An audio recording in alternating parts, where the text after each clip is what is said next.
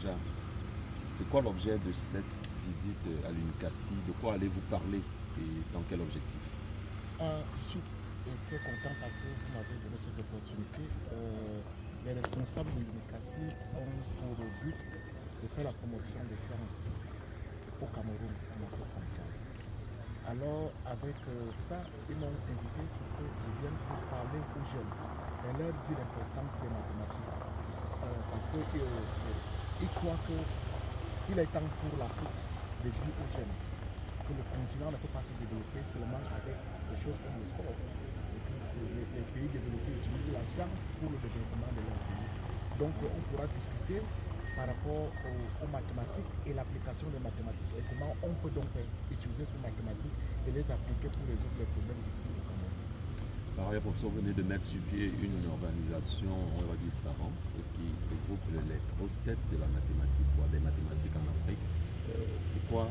Est-ce que vous pouvez nous en parler, cette organisation? Oui, comme je l'ai dit, on a constaté qu'en Afrique, on a une façon de nous apprendre les mathématiques. Et tout le monde pense que la mathématique, c'est seulement la théorie. Cependant, en tant qu'enfant de Dieu, la Bible dit que Dieu nous a donné l'autorité de contrôler le monde. Et pour contrôler le monde, il faudrait l'observer, collecter les données, transformer ces données en modèles, étudier ces modèles, les résoudre et faire les prédictions. Et cela ne peut pas se passer sans mathématiques.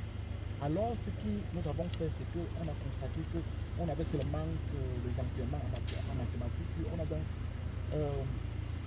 nous avons donc décidé de créer la Société africaine des mathématiques industrielles et appliquées.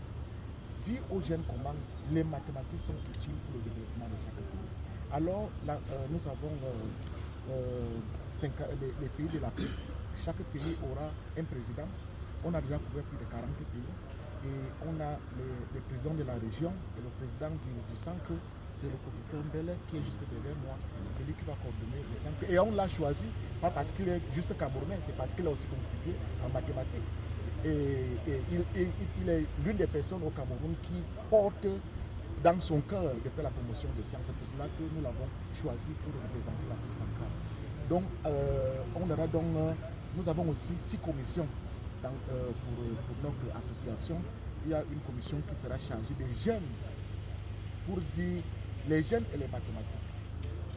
Pour déjà au niveau du primaire dire à l'étudiant ou bien à notre petit que les mathématiques ne sont pas seulement les formules, mais c'est les outils.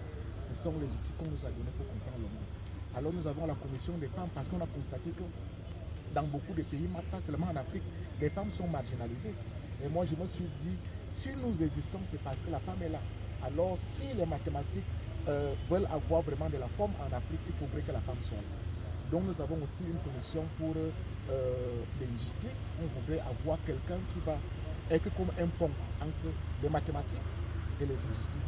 Et nous avons aussi une autre commission de l'enseignement. Comment dire à nos enseignants comment enseigner les mathématiques aux gens?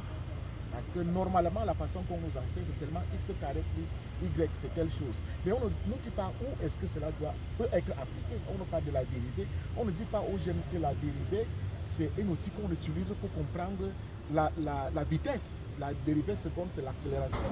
Et on crée une équation avec les deux choses-là. Cette équation-là peut être utilisée pour, par exemple, expliquer la propagation des maladies.